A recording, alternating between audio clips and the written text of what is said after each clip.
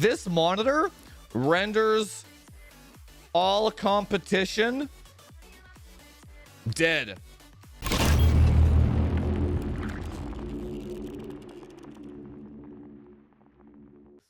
Well, I don't know. Anyway, let's talk about this monitor, because this monitor is probably the coolest, dude. I think the monitor, like look at this, 0.3 milliseconds.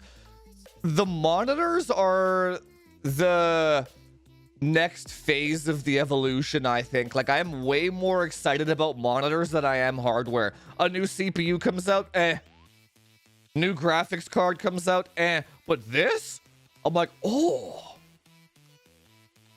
yeah, like this is like, now we're talking, now we're getting somewhere, right? Now we're talking, dude. So let's go through this. 27-inch OLED. I don't like it that's 27-inch, like fuck, but like you know what? I'm actually surprised they went 27-inch. I would have assumed 32-inch, right? But they actually went 27. And they did 1440p and 240 hertz. I think someone at LG's got a brain, dude. Somebody up there is a thinker. Somebody knows what the fucking COD bros want, dude. This is like the COD bro salivation. And here's the other thing. So you know that you know how Asus came out with that 1440p 360 hertz? What are people getting nowadays on Warzone 2? Like 240 with a 4090? Maybe 250, 260 with like moderate settings or whatever in Warzone 2.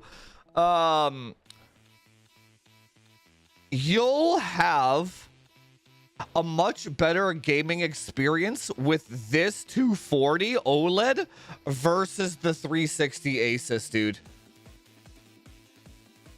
Now, it would be cool if this thing had that same feature where you could shrink it down to 25 inches. That'd be fucking sick. I doubt they would have that feature. For me personally, when it comes to Overwatch, I don't really need 1440p. I'd rather have as high of a frame rate as possible, right? So, as an Overwatch player, I would probably still go for the 500 hertz monitor when it comes out, right? The 1080p 500 hertz. That gets you more competitive than this thing would, right? But the reason why this monitor is so cool, check this out. So let's say you have a 3080 or like a 3080 to 3090. It's just something in that range, right? Whatever. They're all kind of 10% of each other, right? Let's say you have a 3080 or a 4090. Now, let's say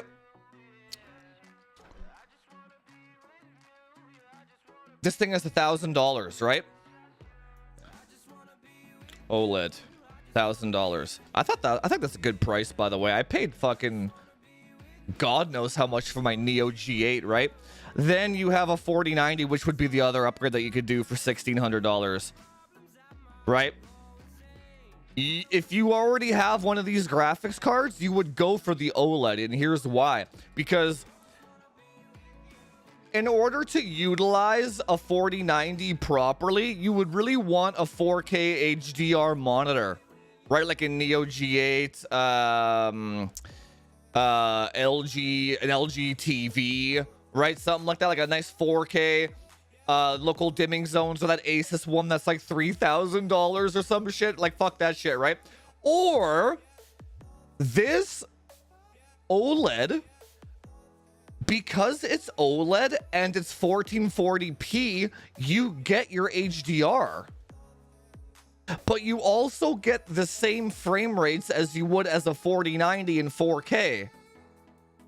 Do you see what I'm saying? So let's say you have like a 3080 Ti, right? 1440p OLED. Let's say you have 200 FPS HDR. Or you have a 4090 with like a Neo G8, right? 200 FPS HDR. These are probably going to look the same to you. Gameplay wise. Like visual fidelity wise. Because the requirement for pixel density goes down when you have a higher contrast ratio. And OLED has infinity contrast ratio, right? I wonder if there's a way I could test that. Like I think I'm gonna buy this anyway. Just because I have to see it for myself, even though I don't really have a use case for it, right?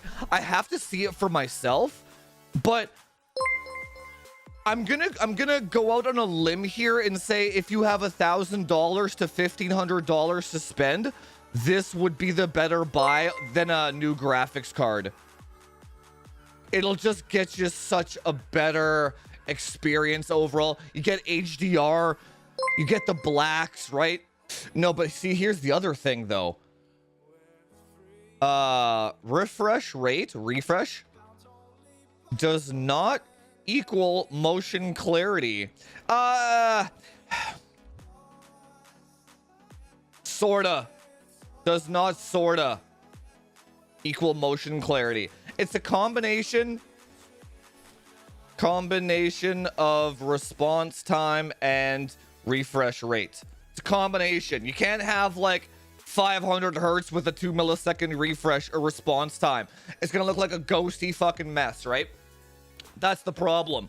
So this 240 hertz is going to look way better than the 360 on the Asus. Way better, dude.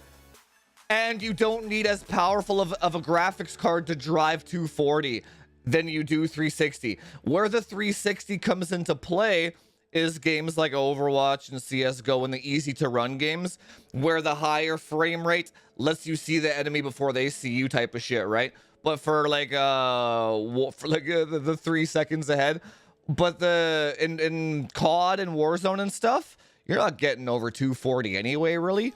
And even if you do, the tick rate of the servers are so bad that the higher refresh doesn't benefit you, right? Motion clarity and picture quality actually matters more in battle royale games. This is gonna be LG's most popular monitor, dude. This is like disruptive. It's not just LG's most popular monitor. This monitor renders all competition dead. It's over. Now, what's the warranty though? The burn, there's always gonna be some burn-in concerns and stuff, right? What's the warranty on this? Does it say? 1 year. Oh, yeah. I don't know, man.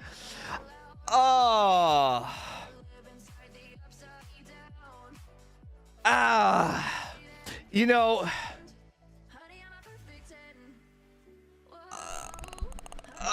like that's not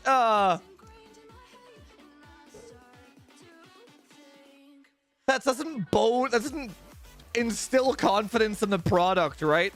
Now, do you really want to throw away $1,000 a year? This is almost like a COD Bro funnel. Rebuy same thing every year. That's what this monitor is, dude. It's a funnel. It's the COD Bro funnel. Oh, 1 year warranty. Oh, you see burn-in? Just buy another one. Just keep churning that shit. That's what this is, man. 1 year. Fuck, that sucks. Price is good. Warranty sucks. But this will be the best gaming monitor. So here's the only thing that I would add to that. If LG can offer a 3-year warranty, then all other monitors obsolete. Straight up. It's over. Oh my god, this is gonna be such a gorgeous monitor, dude. Wow. 10-bit and HDR10 in 1440p is has been missing for the market for years, dude. There has been no 1440p HDR monitor. None of them, dude. That's massive. Yeah, that's gonna be massive, dude.